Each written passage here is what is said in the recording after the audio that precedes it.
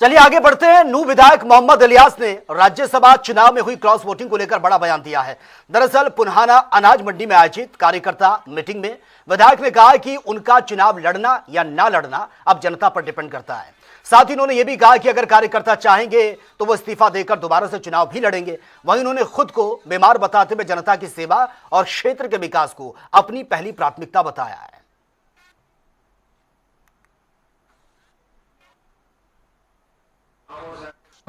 देखो, मेरा तो मामला आपको पता, बोले तो अच्छे बिच्छे आदमी का कुछ पता नहीं पड़ता,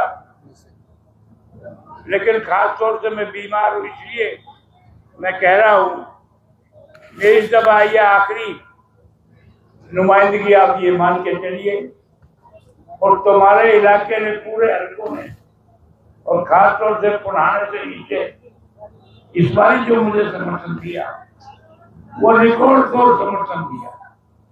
इसलिए मैं आपका जो मेरे मन में थी, आपका एहसान तो शायद मैं नहीं चुका पाऊंगा, लेकिन ये जो मैंने कदम लिया है, एक बात बताऊं, मैं आपसे खुले मन से पूछना चाहता हूं, मुझे 40 साल हो गए, 40 साल में कोई रिश्वत का दाग बता सकता है? अरे बताओ भाई, कोई 40 साल में कोई रिश्वत का दाग बता सकता है? तो आज ही मेरी कोठी भरनी गया राज्यसभा की वोट से, यह राज्यसभा की वोट से मेरी कोठी भरनी है। अगर मैं ले भी लेता, ये भी खर्च हो जाता। हरियाणा के नूह जिले में कमल खिलाने के लिए अब एक कवायद शुरू हो चुकी है। राज्यसभा में क्रॉस वोटिंग कर चर्चाओं में आए कांग्रेस के विधायक मोहम्मद इलियास ने आज अपने कार्यकर्ताओं की बैठक बुलाई और कहीं ना कहीं उपचुनाव की आहट अब सुनाई देने लगी है। उनके पुत्र और उनकी राजनीतिक विरासत को संभालने वाले जावेद एडवोकेट हमारे साथ इस समय मौजूद हैं। जावेद जी, आज जो बैठक हुई है उसको लेकर कब मुख्यमंत्री जी यहाँ आएंगे, कब मोहम्मद इलियास जी त्यागपत्र देंगे, उपचुनाव की बातें चलने लगी हैं, सीआईए और पुलिस के अधिकारियों के भ्रष्टाचार की भी चर्चाएं हुई कि उनका तबादला जल्द कराएंगे, लंबे समय से फोन नहीं उठाते थे, काम नहीं करते थे, लोगों को परेशान करते थे। इन सब तमाम मुद्दों पर हम आपसे बात करेंगे, क्या कहेंगे? देखिए, जहाँ तक कमल खिलने की बात है, तो आज आपने देखा होगा कि यहाँ पर मेरे ख्याल से पूरे विधानसभा क्षेत्र के मेरे 80% से ज़्यादा मौजूदा सरपंच मौजूद थे, और सब इस भाव के साथ मौजूद थे कि हम सब विधायक पुन्हाना चौधरी मोहम्मद इलियास जी के समर्थन में आज भी खड़े और आगे भी खड़े रहेंगे। ये अपने आप में इस चीज़ को व्यक्त करता है कि हमारा जो 50,000 कार्यकर्ता था, वो बिना किसी शर्त पे विधायक माननीय चौधरी मोहम्मद इलियास जी के आज भी साथ और आगे भी रहेगा।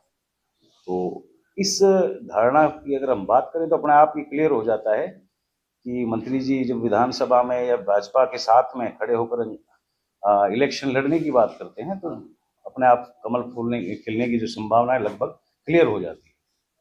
इसके अलावा जहाँ तक विभिन्न विभागों के अधिकारियों की बात है, तो भ्रष्टाचार को ना तो कभी सरकार ने बर्दाश्त किया है और ना कभी हमने बर्दाश्त किया है, और हम अपने कार्यकर्ताओं को शोषण हम पहले भी संघर्ष कर रहे थे और आज भी हम उनकी हिफाजत के लिए हमेशा खड़े हैं। तो हम जितने भी ऐसे अधिकारी हैं जो भ्रष्टाचार में मुलविस हैं, उनको बहुत जल्दी हमने लगभग दर्जनों भर अधिकारी यहाँ से पहले भी ट्रांसफर करवा दिए हैं, और आने वाले 2-4 दिन में इन सबको भी यहाँ से छुटकारा दे दिया जाएगा। और जहाँ तक कार्यकर्ताओं की बात है, आने वाले समय मुख्यमंत्री जी की बात है, तो मुख्यमंत्री जी मेवात में आने के लिए खुद बहुत अधिक आतुर भी हैं, उत्सुक भी हैं। तो उन्होंने अपनी इच्छा जाहिर की है कि मेवात में पुन्हाना विधानसभा क्षेत्र में कार्यक्रम कराया जाए, ताकि वो यहाँ की जो जन समस्याएं हैं उनसे अवगत हो सके और उनका समाधान करवा सके।